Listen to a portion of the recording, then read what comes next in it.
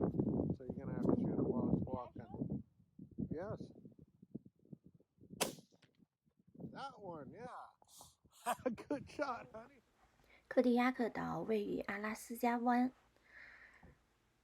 是阿拉斯加的第一大岛。然后我家老公大熊，我称他做大熊，他用我的名字为慈善机构捐款，没想到非常幸运的中了第20届哥伦布猎野牛骑士奖。美国有2个州远离美国本土，一个是在太平洋上的夏威夷，另一个就是在北美洲大陆西北角的阿拉斯加。然后科迪亚克岛就是在阿拉斯加，属于阿拉斯加州啊，它和阿拉斯加半岛之间有一条海峡，所以我们要去那边，要么坐飞机过去，要么就是要乘渡轮。科迪亚克岛接近白令海，它盛产大马哈鱼，然后最有名的就是它是阿拉斯加棕熊的生长地。我们去的之前就有朋友提醒我，哇，遇到熊的话一定要远离哦，千万不要挑逗它们。这里的棕熊呢是世界上体型最大的熊之一，当它站起来的时候差不多有3米，所以熊口密度可称世界之最。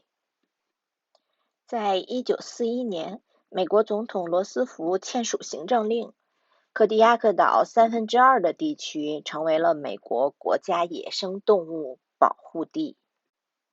我们中的这个第20届哥伦布猎野牛骑士奖，就是在科迪亚克岛的科迪亚克农场里边进行狩猎，也就是说是在自然保护区里边。那我的奖品呢，就是2个选择，一个是拿$3500，该交税交税，现金奖。然后另外一个就是去岛上进行狩猎。那因为我和我们家大熊都非常喜欢打猎，所以我们就决定乘飞机过去进行猎野牛活动。这个奖项给我们的是保证我们能狩猎到一只2到4岁的野牛，我们可以得到它所有的皮、头和肉，也就是说整只野牛。那然后我个人的3天的膳食住宿和在狩猎期间的地面运输等等这些全部都是免费的，而且就是行程是由我们来安排和他们协调决定。当时给我们通知最佳的时间，狩猎时间是9月到1月，然后协调了一下我们家大熊的工作时间，我们就决定11月份去了。科迪亚克岛上有很多野牛群，但是我们是需要在当地的管理人员，也是一位非常有经验的猎人的带领下进行狩猎。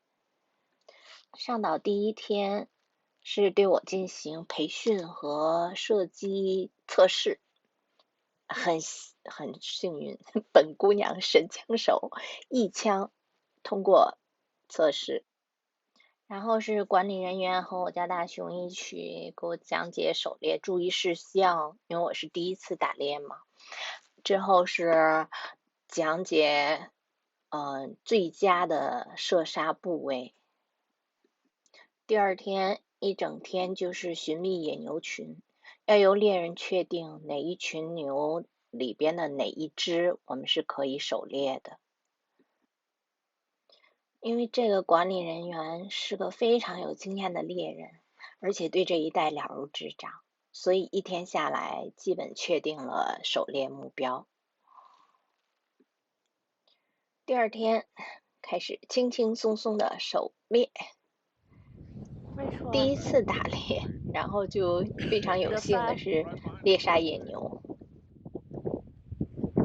Right here? In the front. 1, 2, 3, 4, 5. Okay. 1, 2, 3, 4, 5. Okay, right behind the back leg. Her front leg. 1, 2, 3, 4, 5. Not gonna stop. So you're gonna have to shoot it while it's May I shoot? Yes. That one, yeah. Good job, honey. plus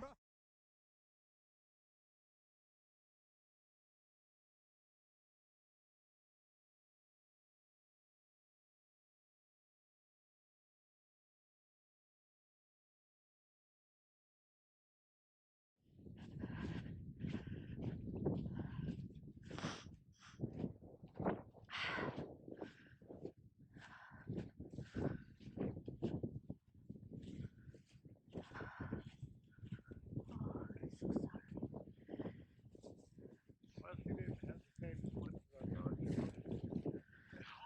You know? Where'd you shoot it, honey? Right there? Huh? Hell of a shot. Because I mean, it ain't blinking. It's dead. It's that's my high spine shot. I dropped like that, but it's still Right. high shoulder. They're still blinking. That's a hell of a. I'm not sure I can.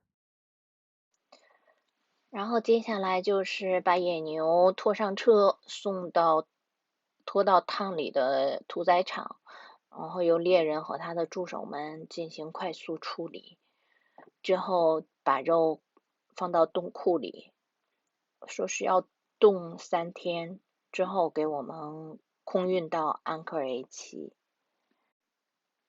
我们家大熊说，在阿拉斯加没有很多人会有机会狩猎野牛，因为野牛还是属于保护动物嘛，大部分人都是去做驼鹿狩猎，穆斯 hunting，翻译成中文好像是驼鹿狩猎。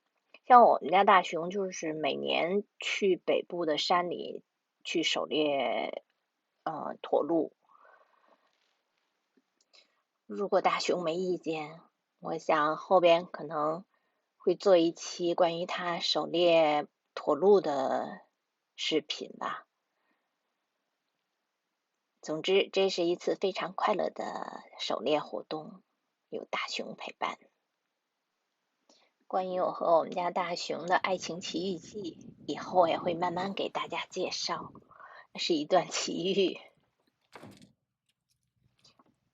就是感觉一切都是上帝的安排，非常神奇 ，amazing。